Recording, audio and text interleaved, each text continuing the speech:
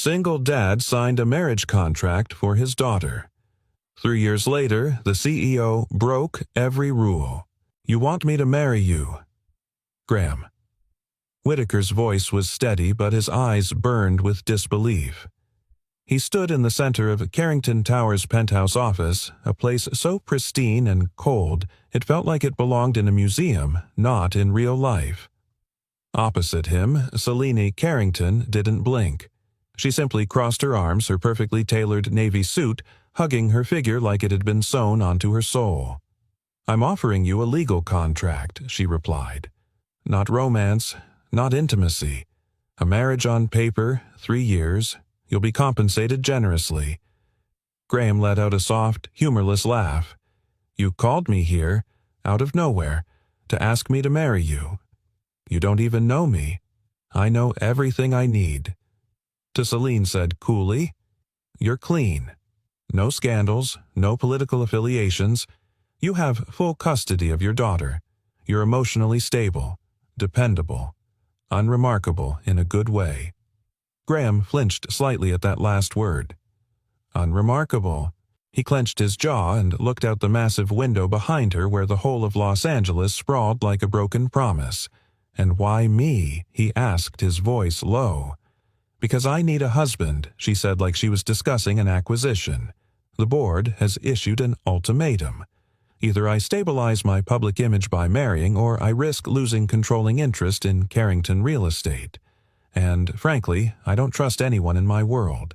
I need someone outside. He turned to face her again. And my daughter, she's part of the deal. She can live in the house, attend school on a full scholarship, have access to medical support. You did your research, he cut in. Of course. A long silence stretched between them.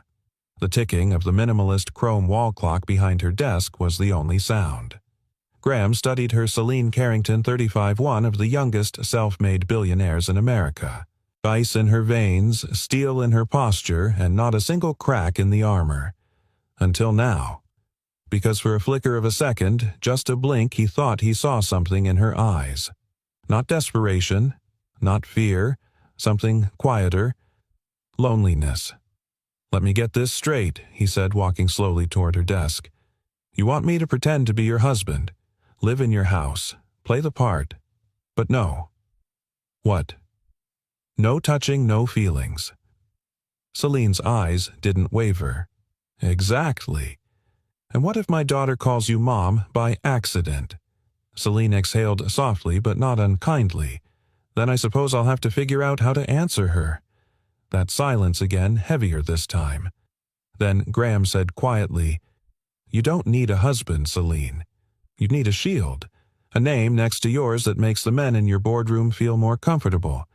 I'm not sure whether to be insulted or impressed. She tilted her head. You'd be surprised how much a name can still mean to them. I'm not surprised, he muttered. I just hoped you'd be better than that.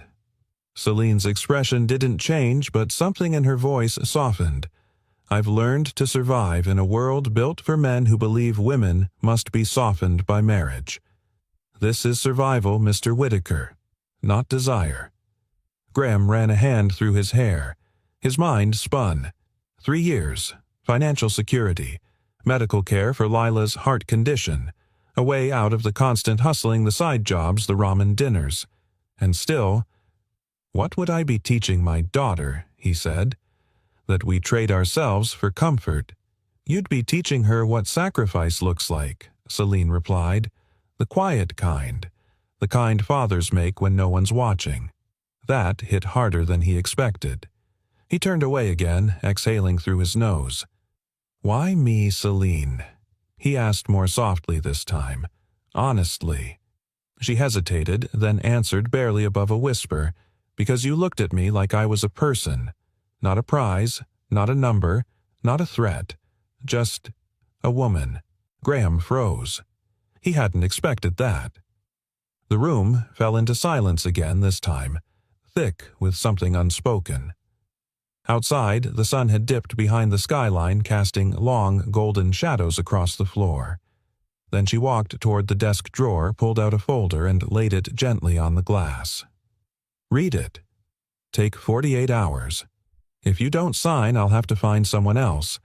But I don't want someone else. I want someone who has nothing to gain except the life I can give his daughter." He didn't pick it up. Not yet. But he met her eyes. For the first time, really met them past the control, past the polish, and into something raw. "You don't trust easily, do you?" he said. "Trust," Celine whispered, "has never gotten me anything but broken." Graham glanced at the folder, then back at her. Then finally he asked, "Where's the pen?" It rained the night they moved in.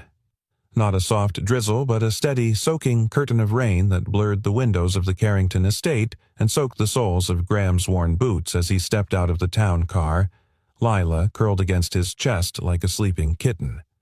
Celine stood in the doorway beneath the grand stone arch, dressed in slate gray, no umbrella, no expression. Her posture was perfect, untouched by weather, her arms folded like the world couldn't touch her and wouldn't dare try. "Welcome," she said simply. Graham didn't answer. He just carried his daughter inside, nodding politely at the staff who bowed slightly as they passed. No one looked at him twice. But one of the housekeepers, an older woman with warm eyes, gave Lila a blanket and whispered something in Spanish. The child smiled sleepily. That was the warmest thing in the house. 3 years passed like a winter with no end. They shared no bedroom, no dinners, no anniversaries. Just polite distance and the occasional photo op arranged by Celine's PR team. In public, she smiled slightly. He stood at her side like a monument. In private, they became ghosts, haunting the same corridors. Graham rose early every day, packed. Lila's school lunch walked her to the gates of the elite academy Celine had placed her in. He kept himself busy light maintenance work around the estate, helping Mrs. Ramirez in the garden, designing small freelance projects late into the night. Celine never asked about any of it, and she never asked about Lila. Not once. He told himself he didn't care. He had signed up for this. A contract, a clean deal. He didn't need her to pretend to be a mother. But sometimes late at night when he walked past her office and saw her still working under that harsh white light alone, always alone, he wondered if she even remembered there was a child sleeping 2 doors down. A child who had once asked, "Why doesn't she like hugs?" Then, one night, everything changed. Lila had been coughing for days, nothing serious. Graham thought just a cold, but by 2 a.m., her breath turned shallow, panicked, her lips tinged blue. "Lila, hey, sweetheart, breathe, look at me." Graham's voice cracked as he carried her down the hallway, blanket wrapped around her like a shield. He didn't think, just knocked hard on Celine's office door. She opened it almost instantly. Her eyes landed on the child in his arms, small, struggling to breathe, and for the first time in 3 years her composure cracked. "Is there a hospital on call?" he asked.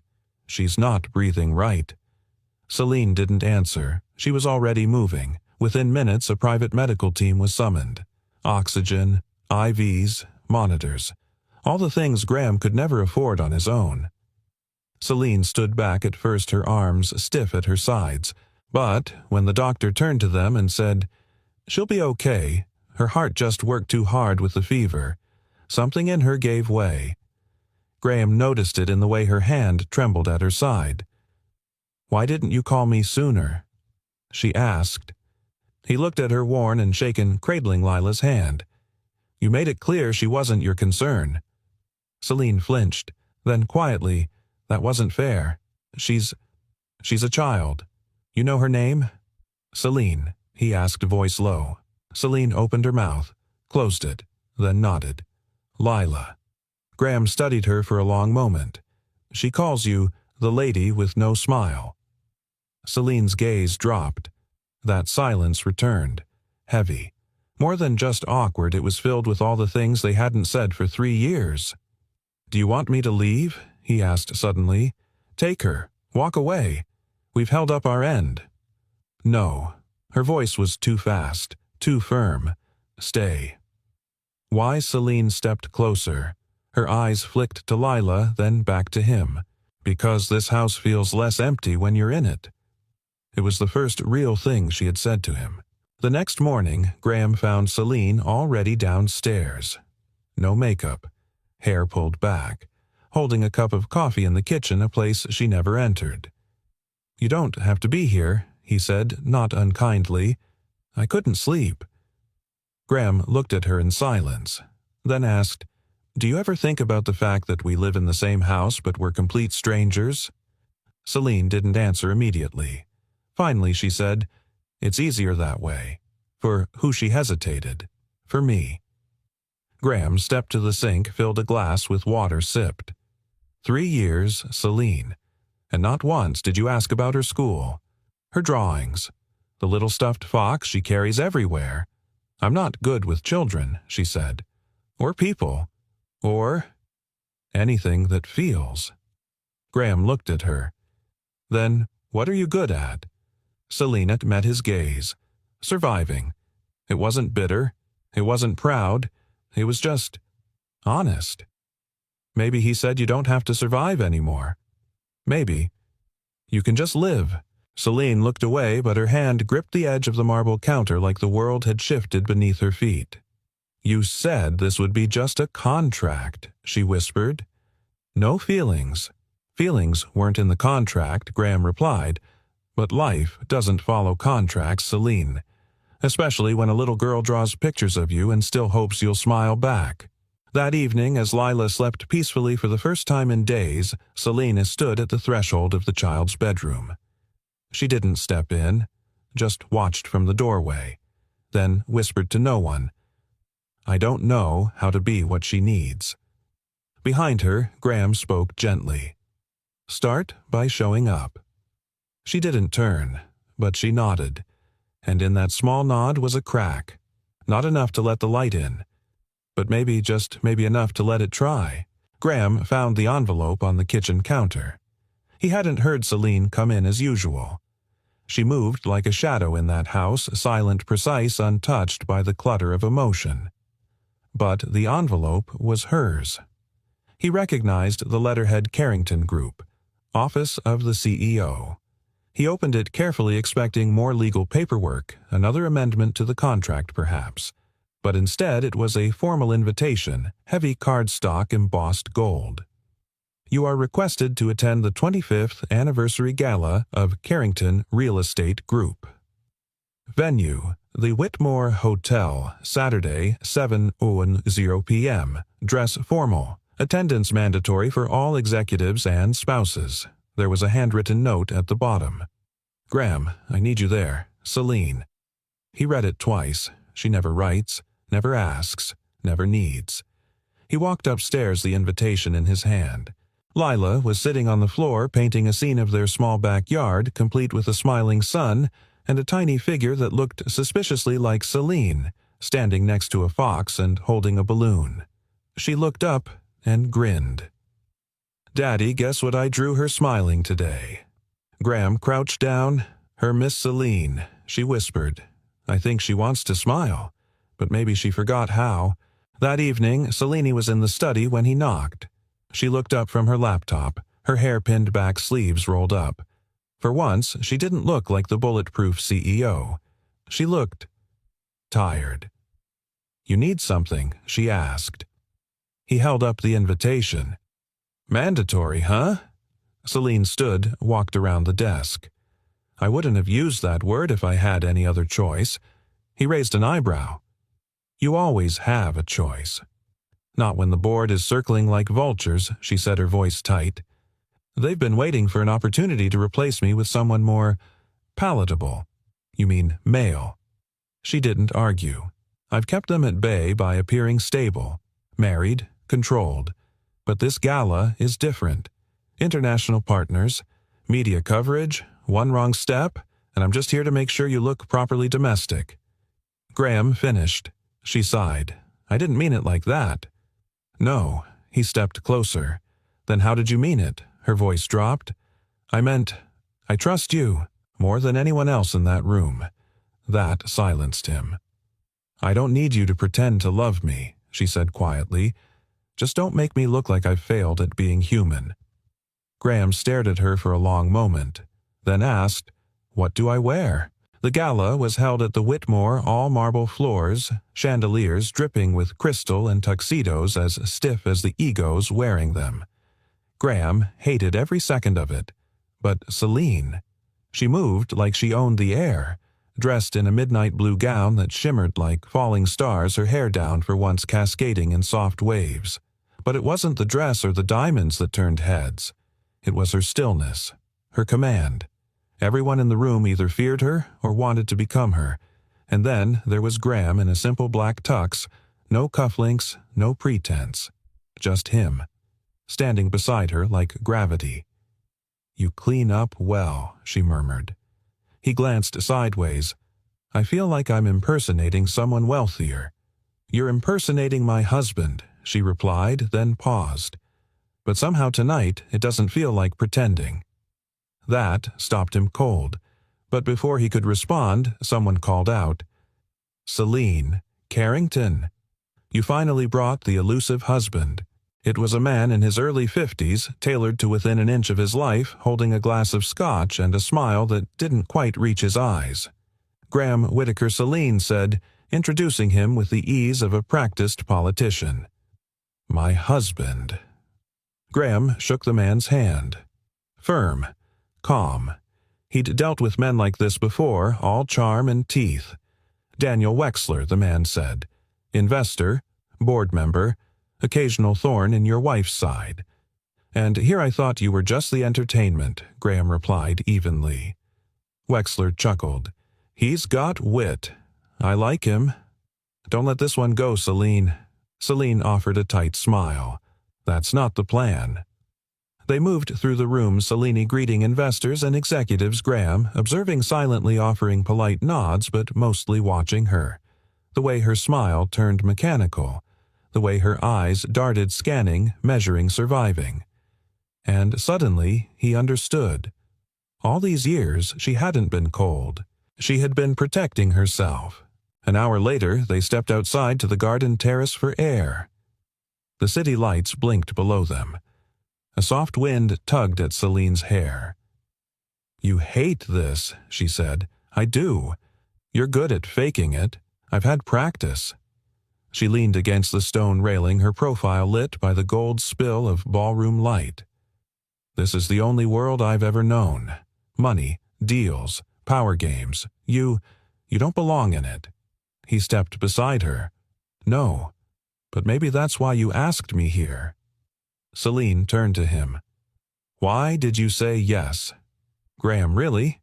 He hesitated, then said, "Because my daughter needed medical care. Because I needed to stop drowning. Because I thought I could stay invisible." And now he looked at her. "You stopped being invisible the moment you stood up for a little girl who still believed you might smile." Her breath caught. "You think I'm unfeeling," she said. "No," he replied. "I think you're terrified. And I think no one ever told you that you don't have to be perfect to be worthy." Celine looked at him for a long time. Then, in the most unexpected moment of the night, she laughed. A real, soft, beautiful sound that broke something open inside both of them. "Say that again," she whispered. He leaned closer. "You don't have to be perfect. You just have to be real." They stood there in the quiet, and for the first time in 3 years, Celine Carrington didn't feel like she was performing. She felt seen, and maybe, just maybe, something else was starting to bloom. Something neither of them had expected. Something not in any contract. The applause echoed through the ballroom like distant thunder as Celine stepped onto the stage. She moved with flawless grace, her heels silent against the marble floor, her expression unreadable. Graham stood just behind the curtain, watching her silhouette beneath the soft wash of gold light. She was dazzling. And yet he saw something no one else in that room of power brokers and billionaires could see. A woman holding her breath. Celine reached the microphone. The crowd quieted instantly. "Ladies and gentlemen," she began, her voice steady, sculpted. "Thank you for being part of a milestone in Carrington Real Estate's legacy. 25 years ago, my father built this company with vision and grit. Tonight, we honor not just that history, but the future we are building together. Polite applause, but she wasn't finished. I also want to thank my husband, Graham Whitaker, she added, her voice softening. He came into my life quietly without expectation or fanfare, and in doing so reminded me that stability is not weakness, and that silence doesn't always mean absence. Graham felt the words land like a stone dropped into still water, gentle but deep. There were a few surprised glances in the room, some whispers. He saw Evelyn Grant, one of Celine's oldest rivals on the board, narrow her eyes. But Graham didn't care. Because in that moment, Celine wasn't performing. She was revealing something real. Backstage, she exhaled as she stepped away from the podium, tension rolling off her shoulders like a coat she no longer wanted to wear. That was unexpected, Graham said as she joined him. I meant it, Celine replied, not looking at him. I don't say things I don't mean. No, he said, you just avoid saying the things that matter. She turned to him sharply, but before she could reply, a voice interrupted. Celine Evelyn said smoothly, approaching with a glass of champagne in one hand and ambition in the other. Lovely speech. Touching even. Celine's smile was poised. Evelyn. Evelyn turned her attention to Graham, eyes glinting. And this must be the mystery husband. You're much taller than I expected. And not what I pictured for Celine. I get that a lot, Graham replied evenly. Evelyn leaned in slightly. You know, I once asked Celine what kind of man could possibly keep up with her. She said, I don't need someone to keep up. I need someone to stay grounded while I fly. Celine's jaw tightened just slightly. You have an excellent memory. I do, Evelyn said. Then with a pointed glance at Graham, let's hope your husband has the stamina for the long haul. This world isn't kind to those who come in late. With that, she drifted away, a shark in silk. Graham watched her go, then turned to Celine. She doesn't like me. She doesn't like anyone she can't control. And I suppose I'm harder to manage than I look. Celine finally looked at him. You're the only person in my life who tells me the truth, even when I don't want to hear it. Is that a compliment? It's the highest one I know. Later that night, back at the estate, Graham undid his tie in the hallway while Celine stood at the window, still in her gown, arms folded. She didn't win tonight, he said. You did. Celine didn't answer right away. Then that speech. It wasn't part of the script. Graham turned. Then why'd you say it? She hesitated. Because something's changing, and I don't know what to do with that. He walked toward her, slow but sure. You don't have to do anything. Change doesn't need a 5-year plan, Celine. She almost smiled. You really are unlike anyone I've ever met. He stopped a few feet from her. Is that good or bad? It's terrifying. They stood in silence. The soft ticking of the hallway clock filled the space between them. Then Celine spoke again, this time quieter.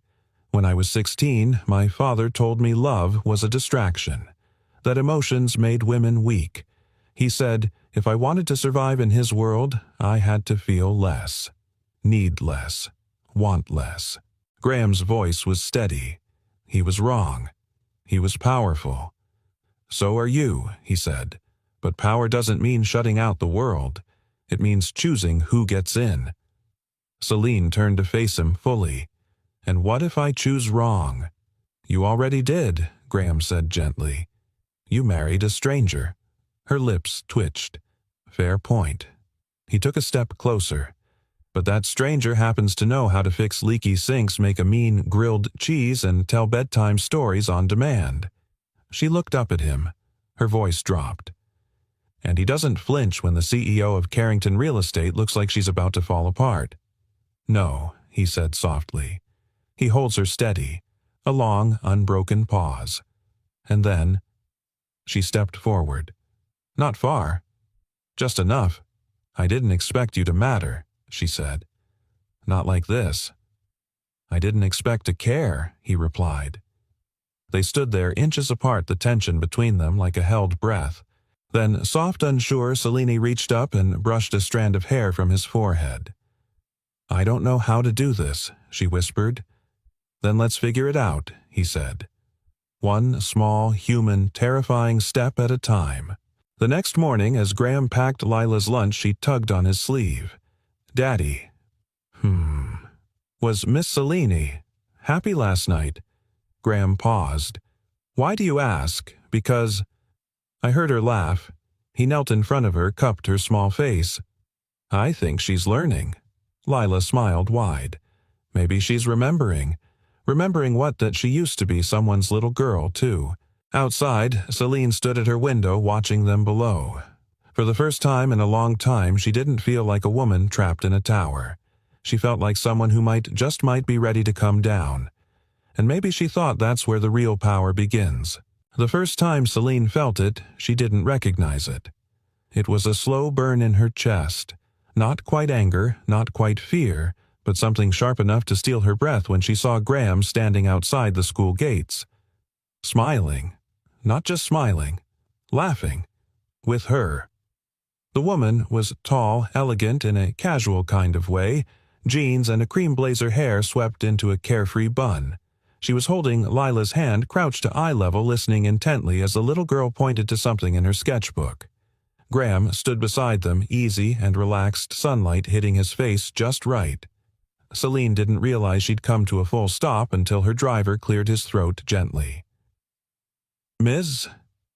Carrington," she blinked. "Pull around," she said, sharper than intended. By the time she entered the house that evening, the feeling still hadn't left.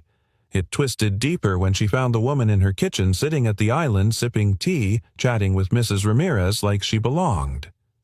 Graham looked up from the stove. "Hey, you're early." Selene's voice was too crisp, clearly not early enough. He frowned, confused, but before he could speak, the woman stood and offered a hand. "I'm Dr. Nora Avery," she said warmly. "Pediatric cardiologist. I've been working with Lila for the last few months at the center. Today was our follow-up." Selene froze. The center. She's been volunteering with the hospital program, Graham added. Art therapy on Fridays. She's really bonded with Lila. "I see," Selene replied flatly. Nora didn't seem to notice the chill. "Lila's doing beautifully. Her coloring's improved. She's sleeping better, too. You must be doing something right." Selene's throat tightened. "You, not we." Nora smiled again, oblivious. "And Graham. He's a natural. Honestly, if I weren't careful, I'd be tempted to steal him for myself. It was a joke, a harmless, casual comment tossed like confetti. But Selene felt it like a slap. She turned to Graham. "May I speak with you?" "In private," she added, already walking toward the hallway. The door clicked shut behind them. "What was that?" Selene demanded. What Graham's brows pulled together? That performance, the smiling, the charm. You looked like she stopped herself. Like what he pressed, like you belonged with her. Graham's voice was calm, but there was a hint of steel. "You asked me to show up for Lila." "I did. You never said I couldn't be kind while doing it." Selene crossed her arms. "You don't know her. You don't know what she wants. And you do." That hit harder than it should have. "She's your doctor," Selene said, voice tightening. "Not your friend. She's been helping Lila. And she's been kind. You don't get to police that." "I'm not." She stopped, breathed out. "I'm not used to this." To what? Graham asked gently. "Feeling something when someone else gets too close." Silence. "I'm not jealous," she said, but even she didn't believe it. Graham stepped forward, voice low. "Selene, you built a world where no one could touch you. But now that someone might be reaching for me, you suddenly care." She didn't look at him. "I'm not saying this to hurt you," he added, "but you don't get to claim the comfort of distance and the privilege of closeness at the same time." "That's not fair." Selene swallowed hard. "I don't know how to be fair." Graham's voice softened. "Then just be honest." Later that night, Celine stood outside Lila's room. The door was slightly ajar. Inside, she saw the little girl asleep, a worn stuffed fox tucked beneath her chin. Next to her, on the nightstand, was a small painting. It was of Celine, smiling, wearing the same dress from the gala, and beside her, holding her hand, was a little girl with yellow shoes just like Lila's. Below the painting was a scribbled caption in blocky letters. "Maybe she's learning to love." Celine's breath caught. She turned and nearly walked straight into Graham. "I'm sorry," she said quietly. "About earlier?" He nodded once slowly. "You don't owe me perfection, Celine. Just effort." She looked at him, and for once the armor was gone. "What if effort isn't enough?" "It is," he said. "If it's real." They stood in silence again, softer this time. Then Celine said, almost a whisper, "She draws me smiling. She believes you will." "I don't remember the last time I smiled and meant it." "You did," Graham said. "At the gala." She looked up at him, eyes unsure. "You noticed, I notice everything." There was something in the way he said it, not as a man trying to impress, but as someone who'd earned the right to say it. Celine nodded slowly. "I'll try. Not just for Lila. For me." Graham smiled gently. "That's all I've been waiting for." In her room that night, Celine stared at the painting again. Maybe she's learning to love. The child didn't know the weight those words carried, but Celine did. And for the first time, she didn't run from them. She embraced them. Maybe love didn't arrive in grand declarations or stolen kisses. Maybe sometimes love began in the quiet jealousy of seeing someone else light up what you'd long forgotten how to touch. The past never knocks. It walks straight through the front door the moment you think you've locked it behind you. Celine hadn't thought about him in years, had trained herself not to. His name, once sharp as glass, had dulled into silence. But the moment she saw the envelope on her desk, thick cream-colored with no return address, her heart dropped like a stone into water. Inside was a single photo. Him, standing beside a sleek black car in Paris. Older, grayer, but unmistakably him, Julian Crane, and beneath the photo, scrawled in his handwriting, elegant mocking, "I hear you finally said, 'I do.' I wonder if it was love this time." Celine's fingers trembled slightly. The door creaked behind her. Graham stepped in holding a file from Lila's school. "They need this signed. Something about the parent volunteers." He stopped short when he saw her face. "What is it?" he asked. Celine didn't speak, just handed him the photo. Graham studied it for a moment. "Who is he? My past," she said quietly. "The worst part of it." Graham looked again. "Ex." She nodded. "Mentor. First investor. First man I trusted. And the first one who showed me how dangerous that could be." Graham waited. Celine took a breath. He believed emotions made people weak. That loyalty was leverage. He taught me everything about control, and used that knowledge to dismantle me piece by piece. When I finally left, I swore I'd never give anyone that power again. "And now, he's back," Graham said. She nodded. "He always reappears when I'm close to something real. Like he can sense it." That night, after Lila had fallen asleep, Celine poured herself a glass of wine and stood by the window in the dim light of the study. Graham entered quietly, not speaking, just waiting until she was ready. Finally, she said, "Do you know what he told me the day I walked away?" Graham shook his head. He said, "You'll never be more than what I made you. You're a shell with polish. You can imitate love, but you'll never feel it." Her voice cracked at the end, just slightly, like a hairline fracture in glass. "I've carried that voice in my head for a decade," she admitted. "It's the reason I built walls so high no one could see in. It's why I've looked in the mirror every morning and reminded myself that survival is the only goal." Graham moved beside her slowly. What if he was wrong? She looked at him. What if he wasn't? Then he wouldn't have sent a photo, Graham said. He would have shown up himself. Men like that don't write unless they're scared. Celine blinked, scared of being forgotten, of being replaced.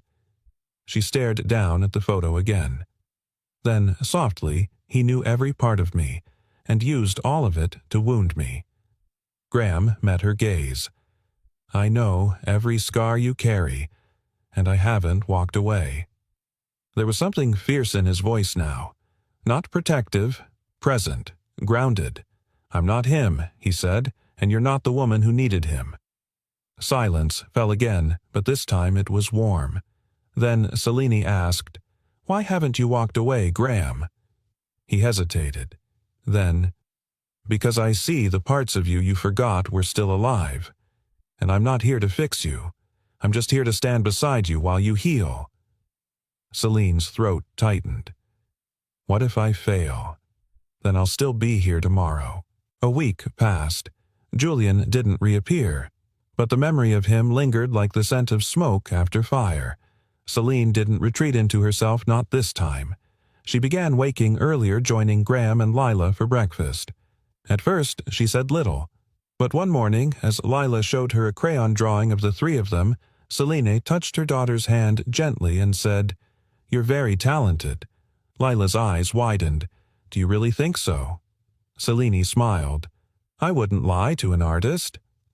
That night, Graham found Celine in her office, not working, just sitting. A small photo album open in her lap. I found this in storage, she said. Pictures of me as a child. He sat beside her. One photo showed a girl with scraped knees and wild curls holding a popsicle in both hands, grinning with crooked teeth. She looks happy, Graham said. She was, Celine whispered, before the world taught her not to be. Graham didn't say anything. He just reached out and took her hand gently, letting silence do what words couldn't.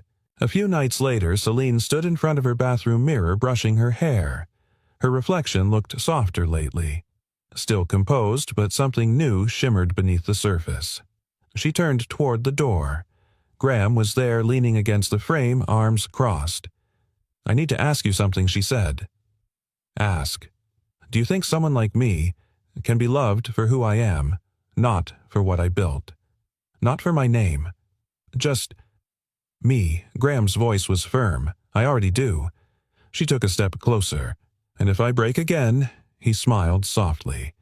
Then we rebuild. Together. The next morning, Celine walked into her office to find a box on her desk. No note, no label. Inside the photo Julian had sent, torn in half. She turned it over. On the back, scribbled in a different hand, one she knew all too well. He doesn't define you anymore. Graham had done it quietly. No show, no speech, just a small act that said everything she needed to hear. And for the first time in years, Celine Carrington cried. Not from pain, but from the realization that she wasn't alone anymore. It started with laughter. Real laughter from the kitchen, the kind that spilled through walls and made a house feel like home. Celine was barefoot, wearing one of Graham's flannel shirts over leggings, stirring pancake batter, while Lila sat on the counter, her feet swinging and nose dusted with flour. Graham flipped a pancake with dramatic flair, earning a delighted squeal from his daughter. Daddy's a chef and a ninja, Lila declared. Celine smirked. I'd settle for doesn't burn breakfast. Graham grinned. Don't jinx it. Celine leaned against the counter, watching them. She didn't say it out loud, but the moment carved itself into her memory. The simplicity, the closeness, the ordinary joy was something she'd once believed would never belong to her. But even the warmest kitchens can't keep out a storm. The first crack came that afternoon. Celine's executive assistant, Monica, buzzed into her home office with urgency in her voice. Celine, you'll want to see this. She forwarded the link. Carrington CEO's Marriage Under Scrutiny Sources. Say it's a business arrangement. There in bold type was Celine's name alongside a grainy photo of her and Graham at the gala, another of them walking near the estate, and the final blow, a paparazzi shot of Julian Crane arriving at a Manhattan hotel with a headline, Ex-Lover Returns Amid CEO's Scandal. Celine sat, frozen fingers clenched around the mouse. The article was full of half-truths, whispers from anonymous insiders speculating that Graham was paid, that Lila wasn't really his daughter, that the entire marriage was a front for PR. The worst part, they made it sound plausible. She barely noticed Monica's voice again. "We've received a statement request from 3 major outlets, and the board is..." Restless, Celine closed the laptop and walked straight out. Graham was helping Lila with a puzzle when she found him. She didn't speak, just stood there, arms crossed, jaw tight. He looked up. "Everything okay? I need to talk to you," she said curtly. Lila blinked. "Are you mad?" "No, sweetheart," Graham said gently. "Go wash up for dinner. Okay?" When she was gone, Celine snapped, "Why didn't you tell me you spoke to Julian?" Graham's brows furrowed. "I didn't. He was photographed arriving in New York, and somehow 3 gossip outlets have full details about our arrangement. Even your background." Graham stood. "You think I talked to him?" "I think someone did," Celine said coldly. "And you're the only variable that wasn't tightly controlled." The words echoed in the silence. Graham looked at her, really looked at her. "So that's where we are now." "Back to suspicion I built this company from ashes," Celine said. "I've been lied to by people I trusted before.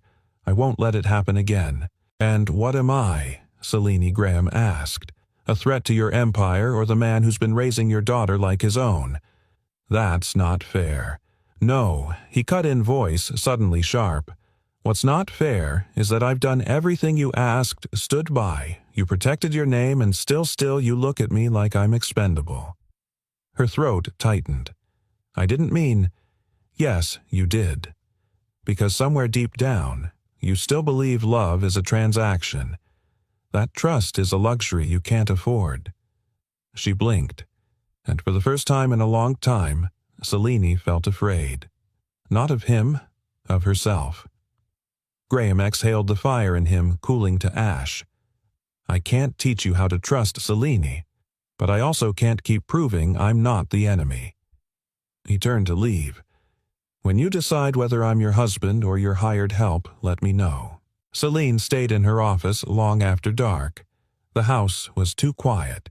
Even the distant hum of Lila's bedtime story had stopped. She stared at the screen, then at the ring on her finger. She remembered something Graham once said. "You stopped being invisible the moment you stood up for a little girl who still believed you might smile." Was she doing the same now? Standing up for the terrified girl inside her? Or pushing away the one man who saw her? It wasn't until midnight that she heard soft footsteps down the stairs. She opened the door to find Lila hugging her fox, blinking sleepily. "Can't sleep," the girl mumbled. Celine knelt. "Nightmare." "No," Lila said. I heard you fighting. Is Graham leaving us?" Celine's heart cracked. "No, baby. He's just upset."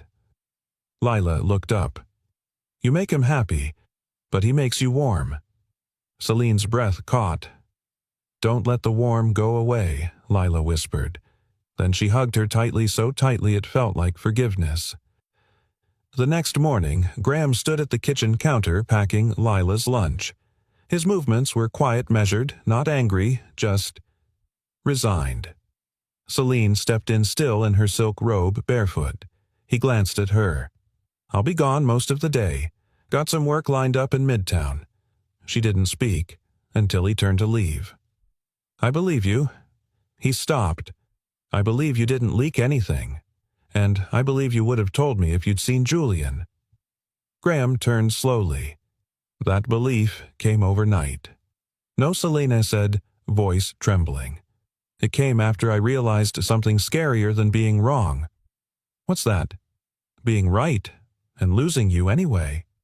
He stared at her, then asked gently, "What do you want?" "Celine." She swallowed. "I want a life where I don't have to question the people who love me. I want to be the kind of woman who doesn't burn every bridge she builds, and I want to come home to you. Not the version of you in a contract, but the man who makes my daughter laugh and reminds me I'm still human." Graham exhaled slowly. I can't promise I won't mess up, she added, but I can promise I won't run.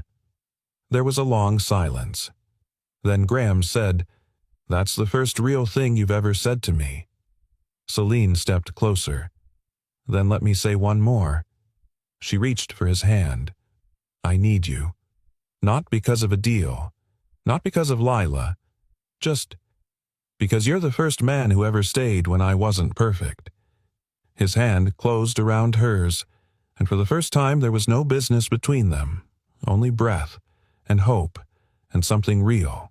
Celine had faced boardroom mutinies, hostile takeovers, and lawsuits that could have sunk empires. But nothing prepared her for the feeling of standing in the middle of her glass-walled office.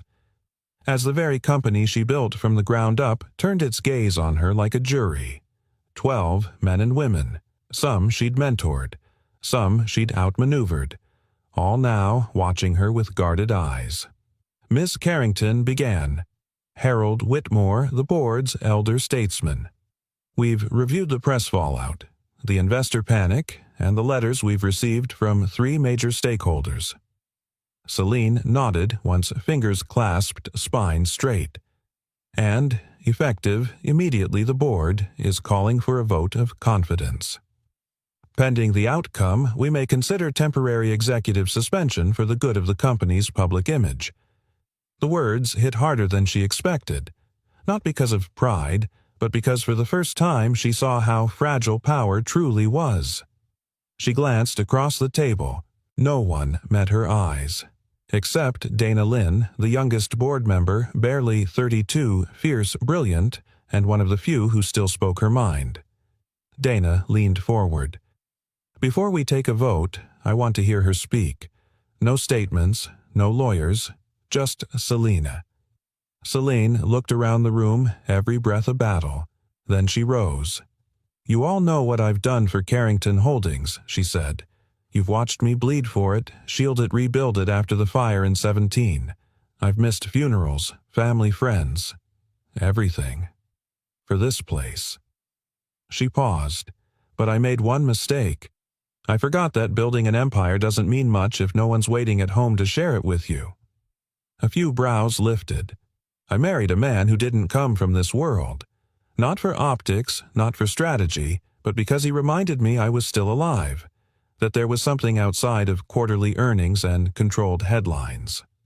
Her voice steadied. Did we sign a contract at first? Yes. Out of fear. Out of broken trust I hadn't yet learned how to repair. But everything after that, everything real, was built without lawyers. She met each gaze now, steady, unflinching. You can vote to suspend me. You can call this damage control, but I promise you Carrington will survive, not because we hide behind PR spin, but because we finally tell the truth. A silence settled in. Then Dana spoke softly. I vote to keep her. They voted, and by a razor-thin margin, 5-4 with 3 abstaining, Celine stayed. But it wasn't victory. It was a warning shot. That evening, Celine stood at the edge of the garden behind the estate. The air smelled of lavender and ozone, a storm clearly brewing beyond the hills. Graham stepped out, hands in his pockets. Heard about the vote. She didn't turn. I stayed by 1 vote. 1. That's how thin the line is between legacy and exile. He moved beside her. Do you regret it? No, she said. But I'm starting to wonder what I've really built a company that can outlive me, or a cage that I've gilded so well I forgot it was a prison. Graham looked at her, then asked gently, and if it was the cage, what would you do? She exhaled. I'd choose the door, even if it meant leaving everything I once believed was mine. He said nothing, just let the words breathe in the wind. Then Celine asked, When you first saw me, what did you see? Graham didn't hesitate.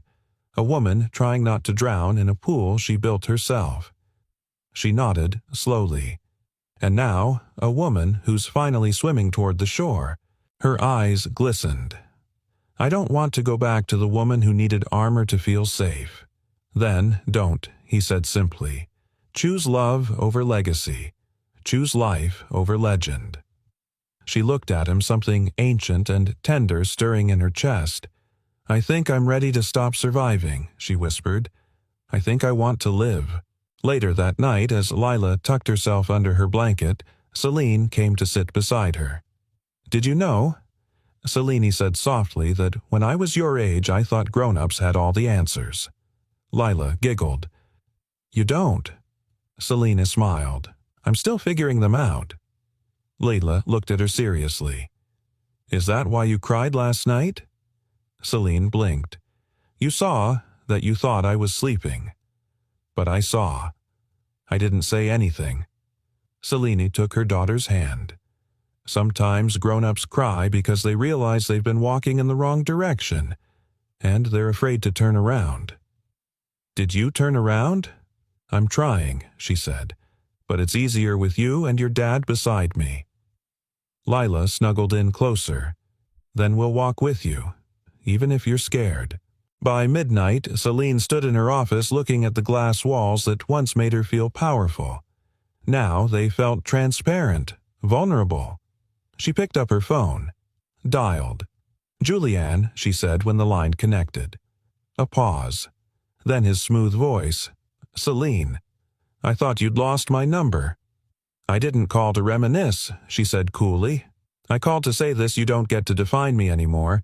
You don't get to haunt me through headlines or photos. You don't get to watch from the shadows and smirk. Julian chuckled. Is this the part where you declare your rebirth? No, she said. This is the part where I tell you I've found something you never had, something you were too hollow to understand.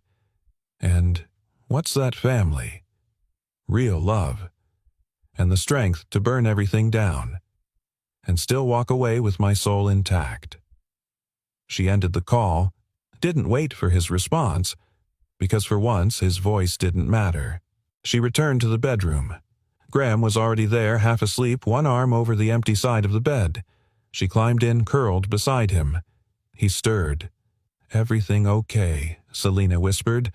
I let go tonight. Of the fear, the story, the past. His voice was low, warm. What's left? She smiled into the darkness. Me, and the people who chose to stay. The rain had rolled in gently that morning, tapping at the windows like fingers urging the world to slow down. It was a Sunday, quiet, overcast, with the kind of stillness that made even clocks tick softer. Celine loved days like these, or at least she was learning to. Graham was on the living room floor helping Lila build a cardboard fort. She watched them from the stairs for a while, the easy rhythm of their laughter, the sound of tape unspooling Lila's voice bubbling with excitement. Then Lila said something that made Celine stop mid-step. Wait, I want to add Mommy's box. Graham looked up. What box, sweet pea? Lila disappeared for a moment, then came back holding a small floral tin, something Celine had never seen before. She cradled it like treasure. This one, she said proudly. Mommy gave it to me before the hospital. She told me it was our secret. Graham's expression shifted. Sweetheart. Where did you keep this? In my closet, Lila said. Behind the big books. I didn't want to forget her. Celine came down slowly. Can I see it? Lila hesitated, then nodded and opened the tin. Inside were a few crumpled drawings, a faded Polaroid, and a folded piece of paper with childish scrawl on it.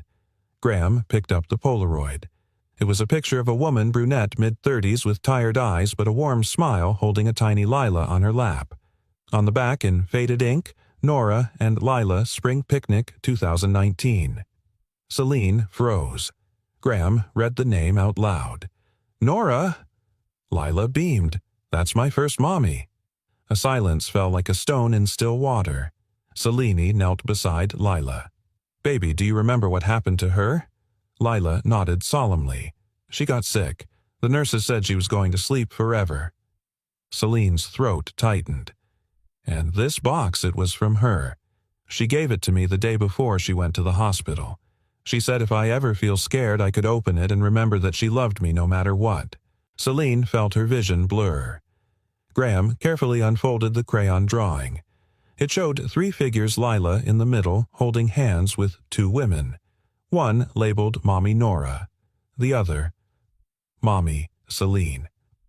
Celine stared at the name, written in bright purple crayon under a smiling figure with long blonde hair.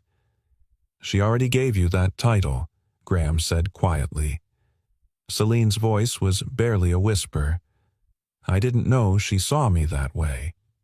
"She did," Graham replied, "long before you believed it yourself." Later that night, Celine sat in her study with the tin beside her. She unfolded the last paper, a note clearly written by Nora, faint but legible. "To whoever finds this, if something happens to me and you're reading this, please love her. She's more than sunshine. She's the whole sky. She gets sad sometimes like I do, but she hides it better. Teach her it's okay to cry. Let her be loud. And if you're someone she chooses to trust, hold that gently. It means more than you know. And if you're another woman like me, then thank you. Because love, real love, doesn't care about titles. It just wants a place to grow." With all my heart, Nora Celine folded the letter with shaking hands. She hadn't expected this. Not today. Not ever. That night, after Lila had gone to bed, she found Graham sitting on the porch sipping tea, listening to the rain. She sat beside him, wordless, for a long time. Finally, she said, "She was brave." He looked over. She was. I was jealous of a ghost I never met." Graham said nothing. "I was so busy trying to earn Lila's love on my terms, I didn't see she'd already given it. I was waiting for a title I didn't realize I already had." Graham looked at her carefully. "And now, I don't want to be just Celine anymore," she said quietly. "I want to be her mother, in every sense." He reached for her hand. "Then be." She leaned into him, resting her head on his shoulder. "Do you think she'd be proud of Lila?" "Always. Of you, absolutely." Celine let that settle into her heart.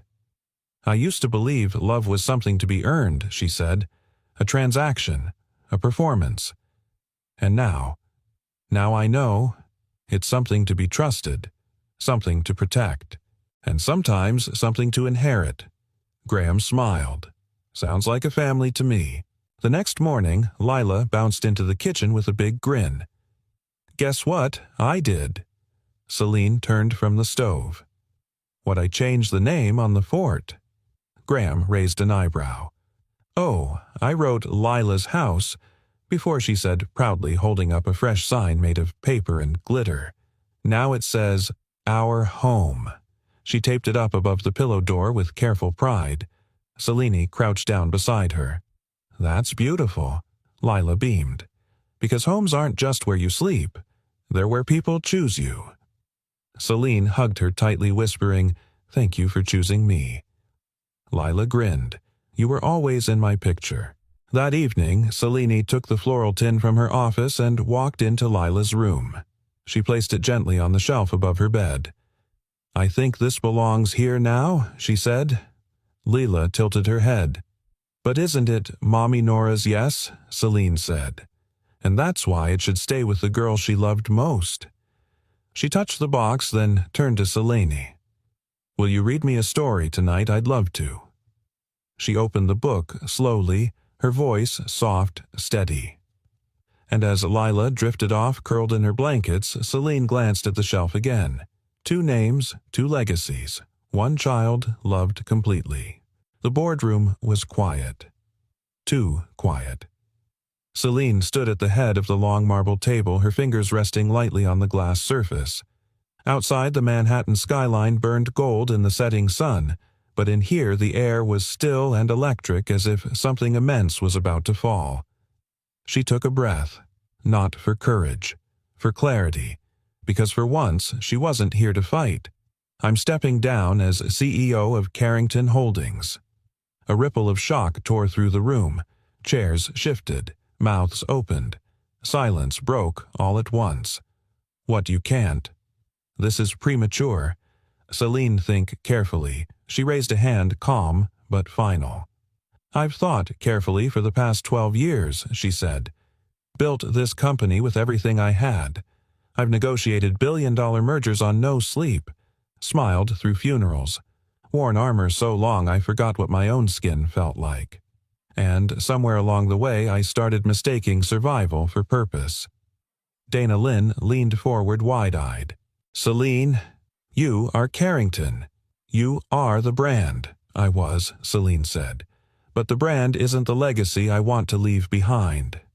She looked out the window for a long moment, then turned back. I want to build something that doesn't need walls and market share to feel like it matters. I want to raise a daughter who sees her mother as more than a headline, and I want to stop measuring my worth by the size of my schedule. Whitmore composed, as always asked, "Is this about Graham?" Celine didn't flinch. No, this is about me. He just reminded me that I exist outside of spreadsheets and press releases. She glanced at the portraits lining the wall, her father's among them, stoic and cold. I inherited this company because I was the only one ruthless enough to save it. But maybe the next person doesn't need to be ruthless. Maybe they just need to believe people matter more than numbers. Dana whispered, almost reverently. You're really doing this. Celine smiled. Letting go isn't the same as giving up. Sometimes it's the bravest thing you can do. That night, she walked into the Carrington penthouse one last time. Not as CEO. Just Celine. She wandered through the space, the polished floors, the towering windows, the cold beauty that once made her feel invincible. She touched the leather armchairs, the untouched piano, the framed awards on the walls. But none of it felt like her anymore. Until she reached her father's study. The door creaked open. It smelled like old books and older grief. Celine stepped in, lit a small lamp, and opened the bottom drawer of his desk. She hadn't been here since the funeral. Inside, dusty and forgotten, was a letter. For Celine, when the weight becomes too much. Her breath caught. Hands trembling, she opened it. My dearest Celine, if you're reading this, then I've already left you with too many burdens. I'm sorry for that. I raised you like a soldier because that's how I survived.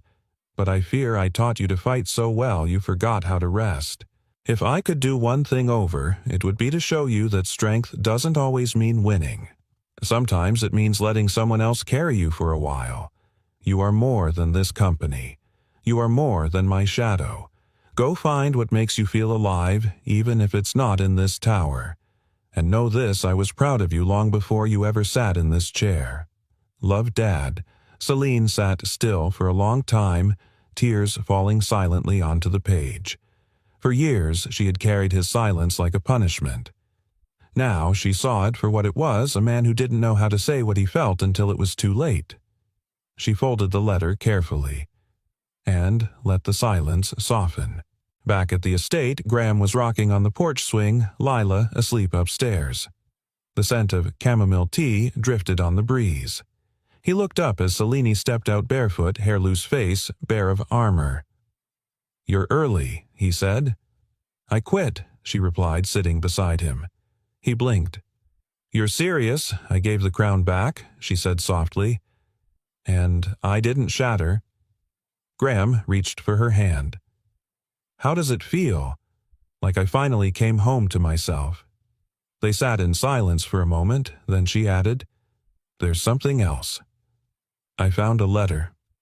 From my father. His brow lifted. He said he was proud of me. Even before I took the job. Graham smiled. Sounds like he knew you better than you thought. Maybe, Celine said. Or maybe he just wanted me to know I didn't have to earn love to deserve it. She looked at him, voice thick with emotion. That's what you've taught me. And Lila. And Nora. Graham nodded. I used to think love made you soft, she whispered. Now I know. It makes you real. Later that night, as they lay in bed, Graham turned to her. So what? Now Celine smiled. Now I find out what kind of life I can build that has nothing to do with power. He chuckled. That sounds terrifying. Terrifying, she echoed. And finally worth it. Then she leaned in and kissed him, not because she was expected to, not because it was part of some script, but because for the first time she wanted something not as a reward, but as a gift. And when their foreheads touched, Celine whispered, "Thank you for loving the parts of me I hadn't met yet." Graham closed his eyes. "Thank you for finally coming home." The sky was painted in soft pastels, lavender streaks against fading gold, the kind of twilight that made the world feel like it was holding its breath. In the backyard of the Carrington estate, paper lanterns swayed gently in the breeze. A small group of friends and family gathered under strings of lights, laughter mingling with the hum of distant crickets. It wasn't a grand wedding. There were no photographers, no champagne fountains, no headlines waiting to be written. Just a little girl in a white cotton dress running barefoot across the grass, and two people who had finally learned how to stay. Celine stood at the edge of the garden barefoot, like Lila, her dress simple but elegant hair down in soft waves. She wasn't wearing diamonds, just a bracelet Lila had made out of wooden beads, each one painted with a tiny heart. Graham walked toward her tie, loosened smile, unguarded. "You sure about this?" he teased gently. Celine nodded. "For once in my life." "Absolutely." Lila came bounding up to them with a paper bouquet in her hands. "You forgot your flowers." Celine crouched down. "Did you make these?" "Yep," Leela said proudly, "and I spelled both your names right this time." Graham grinned. "That's a first. Daddy." He laughed, lifting her up and spinning her once before setting her down between them. "Ready to officiate, little miss?" he asked. "I was born ready," Lila declared with authority. They stood in a loose circle, just Celine, Graham, Lila, and a few loved ones watching with tears in their eyes and smiles that came from the soul. Lila cleared her throat dramatically and opened a notebook. "Okay, you two, say your promises." Graham looked at Celine. "I promise to keep learning how to love you not the way the world expects, but the way you need. I promise to protect the quiet between us, and I promise to always be the guy who remembers your coffee order even when you forget your own name." Lila giggled. "Good one." Then he turned serious. "And I promise to love your daughter not just as mine, but as ours. Because that's what she's always been, and what she'll always be." Celine's voice shook when she began. "I promise to let you in even on the days when I want to close every door. I promise to listen. Really listen. And not just wait to reply. I promise to hold your hand when you doubt yourself and remind you who you are when the world forgets." She looked at Lila.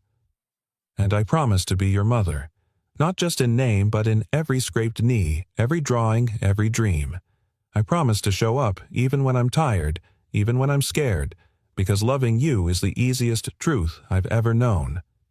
Lila beamed. "You may now hug the bride." Everyone laughed as Graham pulled them both into a tight embrace Lila squished between them. And for a moment, time didn't move. It stood still to honor them. Later that evening, Celine sat on the porch swing, a cup of tea in hand, watching fireflies drift across the garden. Graham joined her, their shoulders brushing. "Didn't think I'd ever be part of something like this," he murmured. Celine leaned into him. "Me neither. You know," he added, "you didn't just leave the company. You left an empire." She nodded. "And I thought I'd feel lost without it." He looked at her. "And do you?"